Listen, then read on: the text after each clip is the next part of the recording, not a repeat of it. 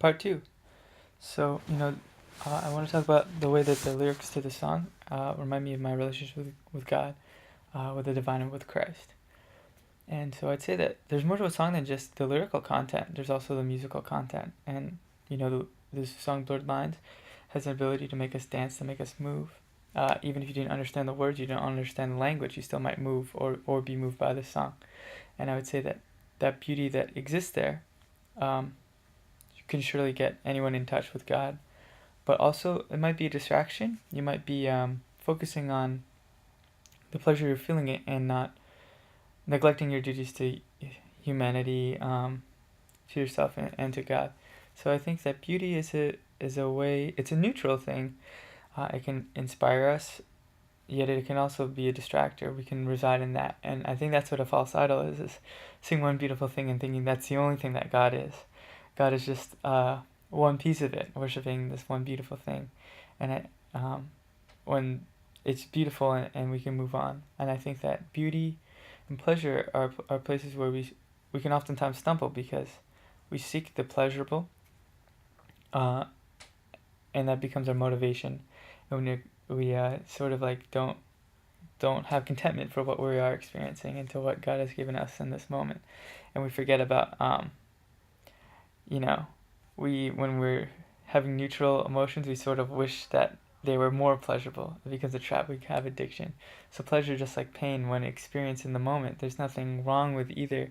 But but what does it do? It makes us want to change. It makes us not appreciate what we have. Uh, and I think the pleasure brings us to this place of striving for more, and lack of contentment. So that's why pleasure can sometimes be a trap if not looked at with love and understanding that neither pleasure nor pain nor neutrality are permanent. The only thing that's permanent is impermanence, and that impermanence, um, and God. Impermanence is a reflection of God's understanding or what God is in the universe, as maybe someone like Harold Kushner might describe it in reading one of his books. So the music, it strikes us. Um, and the music, apparently they were taken to court, and I heard the original song that it's riffing off of, and it definitely to me sounds like a song that is, they sort of ripped it off, um, and it reminds me of the patterns which we, when a song is made to be sold as sort of like uh, a piece of merchandise or something like that. There's a trickiness there because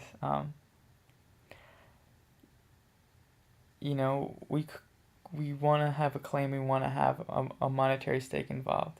Yet music and collaboration and learning has always been a building process where we take and incorporate what we see around us and what we've been given, and we work together in community and stuff. So that's why there's a certain problematic aspect to the music being ripped off, though I think it's quite pleasant. Like I said, it's a summer song 2013.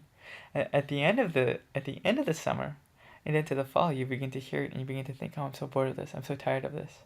I've done this all before, and I just like there's nothing novel happening here anymore. I've heard this song, it unfolds. It's actually a little bit awkward. It's a little bit like hey hey hey. Just it's repetitive, and we don't want the same thing. We want to like keep moving more and more towards the future. We want something new. We want something novel. And I think that illustrated to me what I was saying before about how pleasure and pain work. We want to like move towards what's pleasurable, and we love things when they're novel and new and they make us feel fresh. But